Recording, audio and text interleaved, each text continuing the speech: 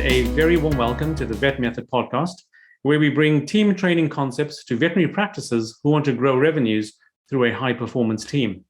My name is Sanjay Mangabai, and I'm based in the city of Salisbury in the southwest of England. And today, I'm really delighted to be joined by Rachel Teichberg. Hi, Rachel. Welcome. Hi. Thank you. So whereabouts are you today, Rachel? I live in Miami, Florida. So it's warm and sunny. Again, everyone I talk to, they've got such fantastic weather. And at the moment, we're in the doldrums of the late autumn, really. So it's pretty miserable over here. But I believe it's so bright and sunny where you are. It is. This is like we're finally getting into like our good season. So you'll have to vacation sometime. Fantastic. A little bit about Rachel. She has worked in both general and specialty practices and is a certified emotional intelligence practitioner, a certified veterinary business leader, and a certified trainer in workplace conflict resolution. And although she has a deep love for pets, she has found that her true passion is working with people in veterinary medicine.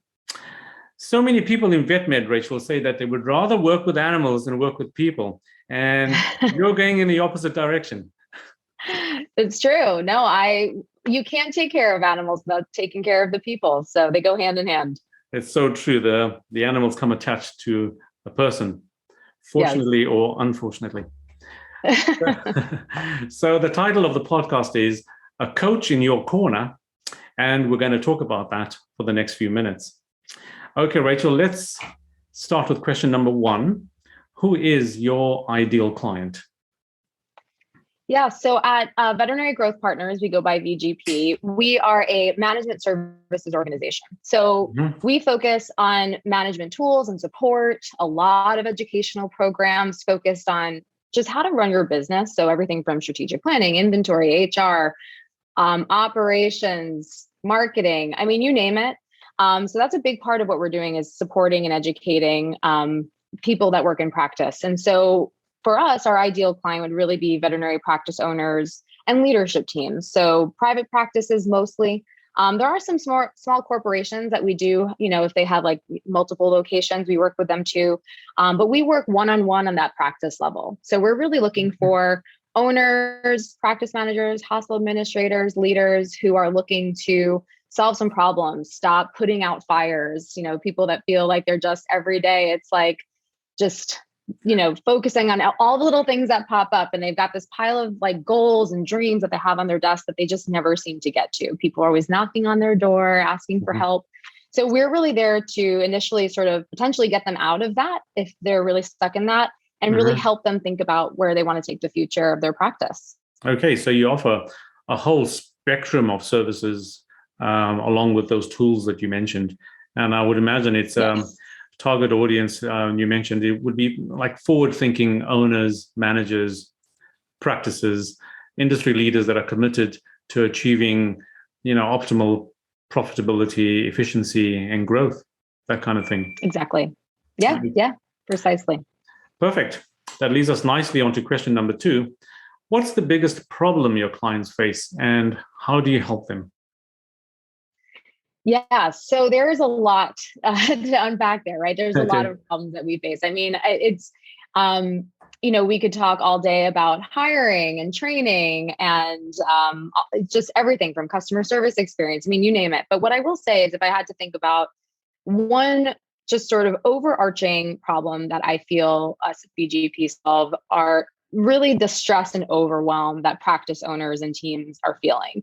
And though it has definitely amplified over the last year and a half, this is not a new problem to our industry and something that I believe is sort of at a crisis level at this point. And so I think that for the majority of what we do, especially like the coaching team specifically, is we really try to help practices decrease that stress, decrease that overwhelm.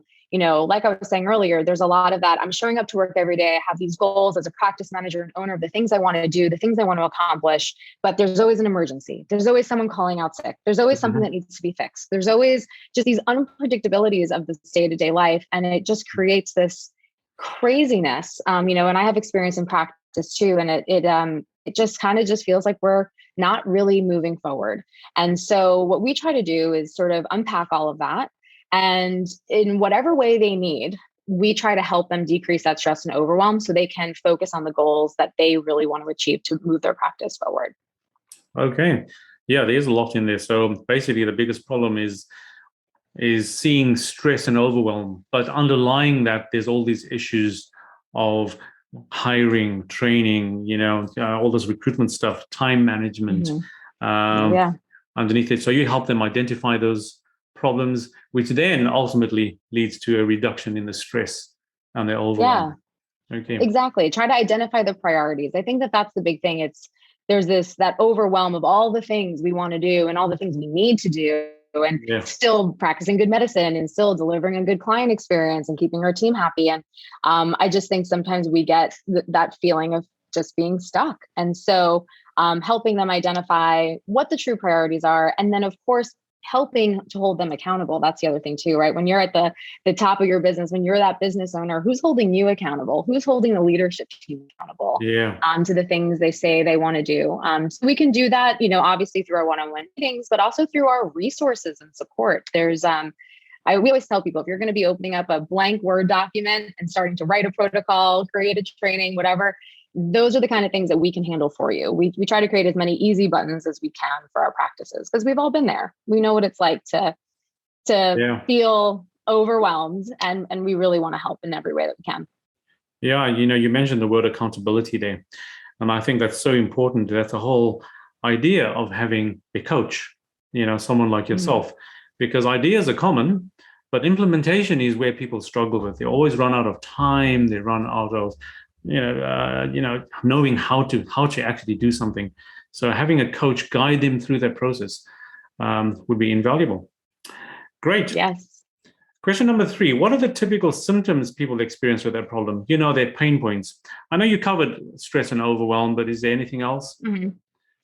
Well, yeah, I mean, there's a whole slew. I mean, there's of course burnout and compassion fatigue, a major problem that our industry at large is dealing with and trying to face. And we have, of course, this incredibly high turnover rate. And we're just seeing not only people leaving practices, but leaving the industry. And that's to me even more scary, right? People are giving up on their passion. People don't just come into vet med. We come into it because we're passionate and we deeply care. So that's very concerning to me. Of course, we have decreased revenue, decreased efficiency. We have poor experience for our clients, negative reviews, right? Which of course has a greater impact on our practices these days. Overall chaos in the practice, right? People just don't know what they're doing. They're not trained well enough and things are just haywire. Increased tension among the team, which leads to conflict and mistakes. And so honestly, it all just sort of creates this, this big festering problem, and it can be really hard to stop the spiral sometimes. So it's really important to get ahead of that stress and overwhelm, or at least acknowledge it exists. For number one, because I remember when I was in practice, I kind of felt this constant state of tension. A part of me for a while thought that was excitement. And I thought I was really invigorated by my job. And then what I came to know and figure out sort of the hard way through just dealing with a lot of, honestly, illness, medical problems and stuff like that was a result of my stress, was that feeling I felt in my chest was not exhilaration and excitement. It was extreme tension and stress and overwhelm. And I thought that tension was good. I thought that was what was driving me, and it was, but it wasn't actually that positive emotion I thought it was. It was actually just extreme stress. So this is something that I personally have lived through and experienced in my own time in practice. Yeah, I think if we haven't experienced it personally, we've certainly seen it. Unfortunately, in colleagues, and I guess it's taking the time to stop and think and recognize the emotions that you're feeling. Understand them, recognize them, understand them, and then somehow learn to manage them. I know you do. You're certified in emotional intelligence, but I would imagine that's part of what you do. Oh, yes. So emotional intelligence and conflict training is a big piece of what we provide for our members. It's something that people just keep coming back. We do our conferences multiple times a year. But yes, talking about the domains of emotional intelligence, that self-awareness and self-management, like you said, but also that social awareness, what's going on in the people around you and how do we be empathetic, and that relationship management, how do we maintain relationships with our clients and our coworkers. So it plays a huge role in what we do. And then of course the conflict side, right, is how do we manage conflict in the practice, and whether that looks like actual people having an altercation of some kind, sort of like a verbal exchange or whatever, or sometimes even just conflict around how clients can pay their bills. It's a matter of giving everyone the tools and resources to handle it well, manage those emotions and not let them overwhelm you and take over. So, and that's really where that coaching comes into. So I think one of the things that makes us unique is that you can come to one of our workshops and, everyone has that experience. They go to a veterinary workshop or they go to a emotional intelligence workshop and they soak all this stuff in like a sponge and they go back excited. They're like, can't wait to do all these things. But then of course we're back to, putting out all the fires and all the things we didn't do while we were at this conference. And suddenly that excitement starts to sort of deflate. That's sort of where our practice coaches come in. And again, right there in that accountability, it's you came to this conference, you set some goals of things you wanted to do. Let's meet in 2 weeks. Let's talk about it and make sure this doesn't fall off the radar because you said this was important to you. So yeah, it's a really full circle kind of idea of not only providing you just the tools, the resources, the education, but giving you that follow-up to make sure that you commit to the things that you really want and that we're here to support that. Wow. Thank you for that, Rachel. So question number 4, what are the common mistakes that people make when trying to solve the problem? The things they thought might work, the things they try but fail. Yeah. So I think number 1 is ignoring it. I think there's a really decent amount of denial going on about what our state is like, our mental state, the state in our practice. Thinking that that's normal, normalizing this. I've definitely worked in an environment where I've normalized toxic environments. Oh, this is just the way it is. So, what can I do about it kind of thing, right? So I think ignoring it is a big one. Also, just too long to make a change. Everybody's not, I won't say everybody, right? I won't go absolutes here, but a lot of people want to wait to that perfect time. Well, I'm not going to do it until this happens. Oh, well, I need a couple more people on the team, so I'm going to wait to do it until then. And then I'm going on vacation soon, so let me do it after. And so we're always kind of like pushing and waiting. We wait just too long to make that change, and we can implement some things. And again, we can always change it back if it doesn't work, but we need to take that leap. We need to take that step. So I think that resistance to change is common. Other mistakes is thinking that they'll just go away on their own. I'm just gonna, this person really isn't working out on my team, but maybe they'll just, we have to wait a little bit longer and they'll settle out. Like, no, we need to talk to them about expectations and stuff. And I think like the last mistake that I hear is not asking for help. And I think that a lot of times people don't realize that there are people like me, like VGP and countless other people out there that can help. And a lot of it is just recognizing that you need it and asking for it. And we're here to do that.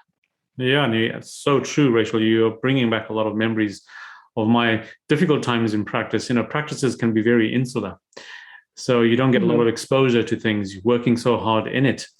And the things that hurt you are really the things that you don't know. And that's why you need to reach out, find someone else's perspective and see if there's a different way of doing things, something else we can try, someone who's been there or has helped other practices do the same.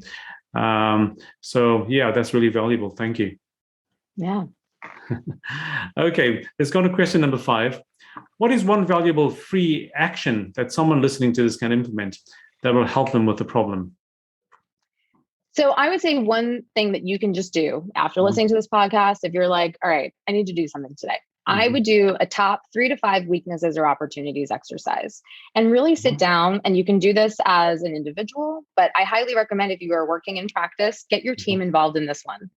Do not put the team down in a meeting because we want to have a meeting about all of our weaknesses. That usually doesn't very well. But we want to probably do something where like a poll, like an anonymous survey, where we can actually ask every single member of the team from kennel attendant to owner, and everyone in between, what do you think are the biggest areas of weakness or opportunity for our practice? And I think that that's such a powerful tool because everyone has a different perspective. They experience the practice differently based on the role that they that they play.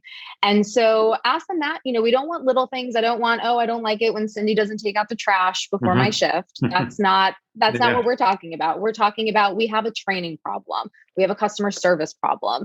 We have an efficiency problem because of X, Y, or Z, right? We want to be pretty specific about the things that we feel like are holding the practice back. And then what we can do is consolidate as a leadership team. If you have a leadership team established, or again, even just as an owner yourself, depending on how big or small your practice is, take all of that data, consolidate it, because you're probably going to find a lot of consistencies, and then figure out, okay, what are the priorities of the team? What are my priorities as an owner? And how do I mesh up the two, right? If you're having a financial problem, right, the team may not know that. And so though, there might be a lot of people who say we have a communication problem, we have a training problem, you also have a financial problem. That needs to be on that top list, right? So you as the owner of the leadership team need to come up with where you feel like the top 3 to 5 weaknesses or opportunities lie for your practice, and just start there and start thinking about, okay, I've identified these issues. What is one thing I can do to start moving something forward? Or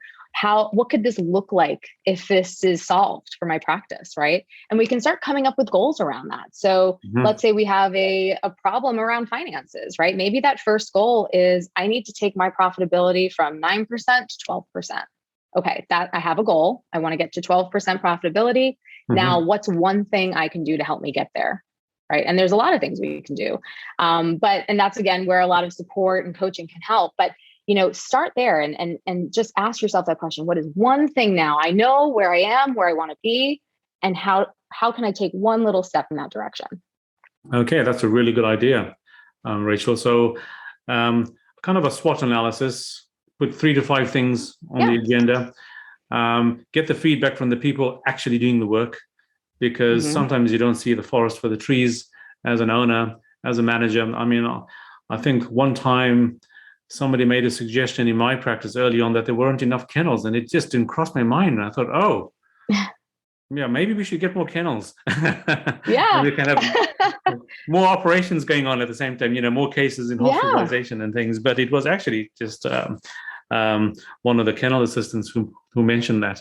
But so it's important to get feedback from the people on the ground. Fantastic. Absolutely. And then doing that one thing. Yeah, that's a really good idea. You don't have to focus on everything. Yeah. Just do one thing, get that done, get it implemented, and then we can move on to the next thing. Exactly. Just step by step, and we'll get there. Yeah. But it's that, again, that's where the stress and overwhelm comes in. It's, I have to go to 9 to 12. Okay, we'll get there, right? It might not be overnight. We can make that a 1-year goal. Let's just do one at a time. And that's usually what we recommend is give yourself a quarter, come up with 1 or 2 goals that you can do to get yourself closer to that goal. And then next quarter, we'll come up with 2 more. And then next quarter, we'll come up with 2 more. And it'll be slow and steady progress towards that, but it'll allow your focus and attention to be really where it needs to be. You've identified where we can focus that can help us get to where we want to go. And that will ultimately help move away from that treading water feeling to actually like making some ground in the progress. Absolutely, because you have a strategy now. Fantastic. Great. So let's go to question number 6. Only 2 questions to go. What is one valuable free resource that you can direct people to that will further help with the problem? So I would say one thing that we can provide for any practice out there, in the United States, especially right now, we don't have any practices international. So I should say that. So one free resource would be our intro to coaching call, where, you would have a one-on-one meeting with a practice coach and kind of talk it through. Like, we like to consider it the equivalent of a physical exam for your practice. And like, we'll talk through kind of all these different aspects and get to know you and your business and the practice, everything from culture to marketing and all the frustrations that you're having, kind of just figure out what's happening. And then that way we can really essentially diagnose some problems, right? And come up with some solutions and some plans as to how we would go about strategically helping you. Now, again, I know that isn't available to everybody, because I know that this podcast is way more than the United States, of course. So what I will say then, I would say, get on our social media. We put tons of tips and tricks on there. You can have access to some webinars that we post. So we do roundtable discussions live on Facebook once a quarter. So even if you can't have one of those meetings with us live in person, you still can access free support from our coaching team on a regular basis through our social media channels. So we're Veterinary Growth Partners on Facebook or VGP Vet on Instagram and Twitter. So, find us there. We're on LinkedIn. We're on all the places. You'll find us. But Fantastic, there's just Rachel. tons of things out there. Yeah. Yeah, that's amazing. We'll have that link, vgpvet.com, in the resources section of the podcast. And it doesn't have to cost a lot, like you just mentioned. It's a free resource, just reaching out. Yeah. And it sounds incredibly valuable, that coaching call, where somebody can help you identify some of the issues, or you can just talk through some of the issues that you're having and hopefully take it further. But also the social media, the Facebook groups and things like that. So you just got to be proactive and take some action and do something. Exactly. It's free. Okay. Yeah. Yeah. And finally, question number 7. What's the one thing, Rachel, that I should have asked you that I didn't? Well, I guess what I would say is maybe what is a free tip that I have? Okay. Yeah. So one of my favorite ones, this actually comes from our Chief Cultural Officer, Sean McVeigh. And this is something that you can actually use, not just in practice as a manager or leader, but honestly, also in your personal life. It really goes in all directions, which is, can I live with it? Can I manage it? Or can I end it? And, we have a lot of, like I was saying, common theme we've been talking about here, fires. We're putting out a lot of fires all the time. And, sometimes we just need to really sit down and say, is this a problem I can really live with? I can't change it. I have to live with this. So maybe a problem like that is, I really want to have a feline friendly facility, but that maybe requires me to create, another lobby for cats. And maybe I just can't do that. Right? We just can't remodel the practice, right? That would be something we just have to live with, right? Okay. That's something we just have to kind of live with it. Managing it, right? Managing it is saying, well, what is something else we can do? How can we get maybe creative about this? So, thinking outside the box. And so kind of in the same scenario, it's like, well, can we maybe change the way our practice looks? We can put up a barrier. We can do this. We can do that. So maybe we can't do that remodel, but we can do this other thing. And really kind of putting it out there. And then end it would be like, you know what, we just can't do this, right? This is a project we can't do. But sometimes, allowing yourself to just ask those 3 questions, and you can ask them from everything from an employee who's not working out, right? Can I live with this employee who's not really working out for my team? Maybe it's your surgery technician who brings so much value to the practice, but they don't get along with anybody. Is this something I'm willing to live with? Or can I manage it? Can I give this person a performance review? Can I set new expectations? Can I put them through emotional intelligence and conflict training? Or do I have to end it? Do I have to tell that person, you know what? Our values aren't aligned. We're not meeting those expectations. And so this is where we have to part ways. And so you can use it in all aspects. I've even used it in inventory management. Wow. It's a good one. It's a good one. I absolutely love it, Rachel. So can I live with it? Can I manage it? Or should I end it? Or can I end it? Yes. Fantastic. Yep. That alone is worth all the time on the podcast. Thank you. Awesome. Thanks, Rachel. Those were some really valuable insights, about succeeding in veterinary practice, and how getting a coach, in my opinion, is absolutely invaluable. I'm sure our listeners will take away some valuable ideas and tips, especially the last one. And once again, I just want to say, Rachel, thank you for taking the time to talk to us today. Thank you so much. It was great.